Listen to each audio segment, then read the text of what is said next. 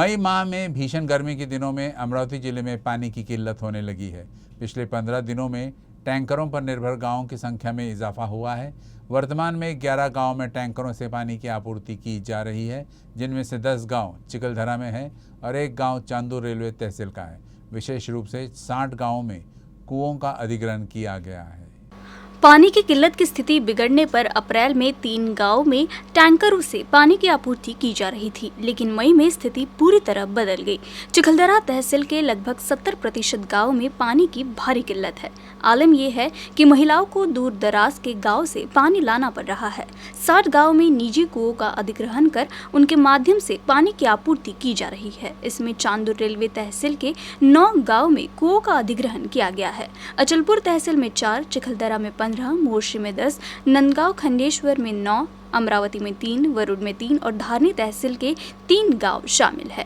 उल्लेखनीय है कि अगले कुछ दिनों में प्रशासन के लिए चिखलदरा तहसील के कुछ गांव में टैंकरों से पानी की आपूर्ति करने का समय आ जाएगा। पानी की कमी को दूर करने की कार्य योजना के तहत 3 चरणों में कार्य प्रस्तावित है। वर्तमान में पाइपलाइनों की विशेष मरम्मत, बोरवेल की विशेष मरम्मत, नए बोरवेल का अधिग्रहण, निजी कुओं का अधिग्रहण, कुओं को गहरा करना और गाद भरना, टैंकर आदि से पानी की आपूर्ति होने का प्रस्ताव है।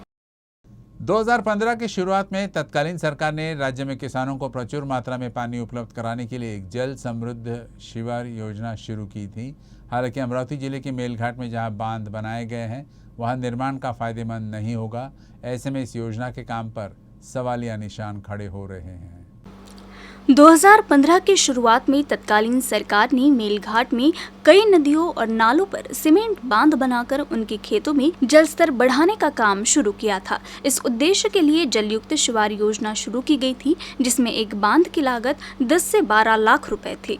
मेलघाट में इस जल संपन्न शिवार अभियान को लागू करने की जिम्मेदारी संबंधित विभागों को दी गई थी, लेकिन इन विभागों पर ही योजना में बड़े पैमाने पर भ्रष्टाचार करने का आरोप है। कहा जा रहा है कि मेलघाट में जहां बांध बनाने की जरूरत नहीं है, वहां का चयन कर विभागों ने पानी से भरपूर शिवार बांधों का निर्माण किया है। जिस तरह से पानी को रोकने के लिए सीमेंट के बांध बनाए गए थे, वह किसी भी तरह से पानी को संग्रहण करने में सफल नहीं हुआ। जिला परिषद के मिट्टी और जल संरक्षण विभाग द्वारा चिखलदरा और धारनी तहसील में नदियों और नालों पर सीमेंट बांधों का निर्माण किया गया था। ये बांध भ्रष्ट व्यवस्था के साक्षी है। कुछ ऐसे नालों का चयन भी किया गया है जहां पानी की एक बूंद भी नहीं मिली। सूत्रों ने बताया कि धारनी तहसील के लकटू गांव के पास बहने वाली एक बड़ी नदी पर कुछ ही दूरी पर 3 बांध बनाए गए। किसानों का आरोप है कि आज उनका कोई उपयोग नहीं है। मेलघाट में जल संपदा शिवार के नाम पर किए गए कार्यों की संभागीय समिति बनाकर जांच की गई तो करोड़ों रुपए का भ्रष्टाचार सामने आ सकता है। एसटी कार्यकर्ताओं की 6 माह की हड़ताल खत्म होने के बाद भी कई गांवों में बस सेवा अभी भी बहाल नहीं हुई है। बस बंद होने से ग्रामीण यात्री नाराज हैं। राज्य सरकार में विलय की मांग को लेकर एसटी कर्मी लगातार 6 महीने से हड़ताल पर थे। पहले कोरोना के चलते बसें बंद थी, लेकिन हड़ताल के बाद भी बस सेवा बाधित रही। हालांकि अब एसटी की हड़ताल खत्म हो चुकी है और कोरोना भी नियंत्रण में है, लेकिन अब भी अमरावती जिले में लालपरी ने रफ्तार नहीं पकड़ी है। वर्तमान में जिले के 8 डिपो से 1290 फेरियां चल रही है, वही 218 बसें अभी भी खड़ी है। ऐसे में सवाल उठता है कि ये बस कब शुरू होगी। पिछले 6 महीने से बसें बंद है और यात्रियों को निजी वाहनों से यात्रा करना पड़ रहा है। यही वजह है कि यात्री अब बंद बसों को दोबारा शुरू करने की मांग कर रहे हैं। पिछले कुछ दिनों में अमरावती जिले में प्याज की कीमत 30 रुपए से 40 रुपए प्रति किलो से घटकर 8 से 10 रुपए प्रति किलो हो गई है। प्याज में आई भारी गिरावट से उत्पादन लागत भी नहीं मिल पा रही है, जिससे मेलघाट में किसानों की आंखों में आंसू आ गए। पिछले साल खरीफ सीजन के दौरान हुई भारी बारिश से किसानों को भारी नुकसान हुआ था। बहुतों ने उत्पादन की लागत को भी पूरा नहीं किया, लेकिन बलिराज ने हार नहीं मानी। तहसील के किसानों ने इस उम्मीद में प्याज और लहसुन की बड़ी मात्रा में बुआई की। पिछले 3-4 साल से प्याज की कीमत 20 रुपए प्रति किलो से बढ़कर 50 रुपए से 60 रुपए प्रति किलो हो गई है। चिल्लर में लहसुन 80 रुपए किलो से 240 रुपए किलो बिक रहा था। किसानों को उम्मीद थी कि प्याज को फिर से अच्छी कीमत मिलेगी, लेकिन प्याज की कीमत में गिरावट आई है। फिलहाल प्याज का न्यूनतम भाव 10 से 15 रुपए प्रति किलो है। बताया गया है कि प्याज के बड़े पैमाने पर उत्पादन के कारण कीमतों में गिरावट आई है। वहीं इस कीमत पर उत्पादन की लागत को पूरा करना संभव नहीं है, जिससे जिले के किसान परेशान हैं। कोरोना काल के चलते मेलघाट टाइगर रिजर्व में 2 साल के बाद 16 मई को बुद्ध पूर्णिमा के दिन पशु गणना शुरू किए जाने की तैयारी है, जिसको लेकर प्रकृति प्रेमियों में काफ़ी उत्सुकता है। हर साल बुद्ध पूर्णिमा की रात मेलघाट टाइगर रिजर्व में जानवरों की गिनती की जाती है। वन विभाग ने 2 साल बाद पशुओं की गणना कराने का फैसला किया है। इस वर्ष सभी आम प्रकृति प्रेमी भी पशु गणना में भाग ले सकेंगे। ऐसे में इस साल प्रकृति प्रेमियों में गणना को लेकर खासा उत्साह है। मेलघाट बाघ परियोजना में पशु गणना के लिए 6 वन्यजीव संभागों सिपना, गुगामाल, अकोट, मेलघाट, बफर, अकोला और पांडरकौड़ा में कुल 467 प्राकृतिक और कृत्रिम मचान बनाए गए हैं। वन विभाग के वाहन से बोर्डिंग पॉइंट को मचान तक पहुंचाने व वापस लाने की व्यवस्था की गई है। मेलघाट व्याघ्र प्रकल्प की क्षेत्र संचालक ज्योति बैनर्जी, दिव्या भारती, सुमंत सोलंकी, नवकिशोर रेड्डी, मनोज खैरनार, किरण जगताप इनके मार्गदर्शन में गणना होगी। अमरावती जिला ग्रामीण महिला राष्ट्रवादी कांग्रेस ने राष्ट्रवादी कांग्रेस पार्टी अध्यक्ष शरद पवार के खिलाफ आपत्तिजनक पोस्ट करने को लेकर अभिनेत्री केतकी चितले के खिलाफ गाड़गेनगर थाने में शिकायत दर्ज कराई है। अमरावती के गाड़गेनगर थाने में अभिनेत्री केतकी चितले के खिलाफ शिकायत दर्ज कराई गई है।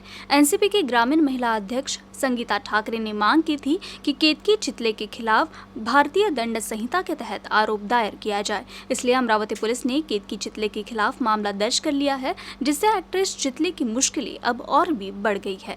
बता दें कि अभिनेत्री केतकी चितले ने राकपा सुप्रीमो शरद पवार पर विवादित टिप्पणी की थी, जिसके बाद राज्य भर में उनके खिलाफ विरोध प्रदर्शन हो रहे हैं। अमरावती जिले के धामनगांव रेलवे तहसील में गोकुलसरा में बड़ी मात्रा में अवैध रूप से रेत का उत्खनन किया जा रहा है। बावजूद इसके प्रशासन इस ओर बेखबर है। गोकुलसरा के रेती घाटों पर नियमों को ताक पर रखकर रेत उत्खनन किया जा रहा है। दिलचस्प बात यह है कि इस बार स्थानीय प्रशासन के नाक के नीचे ही ये सब काम हो रहा है। बावजूद इसके सरकारी महकमा बेखबर है। घाटों से रेत निकालने के लिए नावों और जेसीबी का उपयोग किया जाता है। सरकार के नियमानुसार नीलाम किए गए रेत के टीलों में सीसीटीवी कैमरे लगाना जरूरी है। हालांकि गोकुलसरा से रेत की अवैध निकासी दिन रात चल रही है।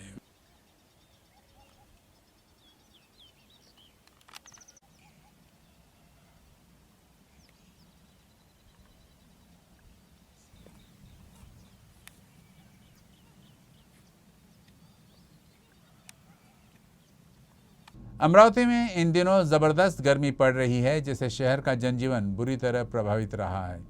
दिन में घर से बाहर निकलना पूरी तरह से दुश्वार हो गया है। मौसम विभाग ने भी आने वाले दिनों में तापमान में बढ़ोतरी की संभावना जताई है।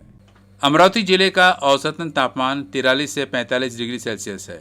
बढ़ती गर्मी और लू के थपेड़ों से शहर में सुबह 10 से 11 बजे के बाद नागरिकों का घरों से निकलना मुश्किल हो गया है। वातावरण की गर्मी देर रात तक बनी रहती है। तापमान और गर्म हवाओं ने भी सड़कों पर दोपहर की भीड़ को कम कर दिया है। भीषण गर्मी से फल और सब्जी विक्रेताओं के साथ साथ खुदरा विक्रेताओं को भी सबसे ज़्यादा नुकसान हुआ है।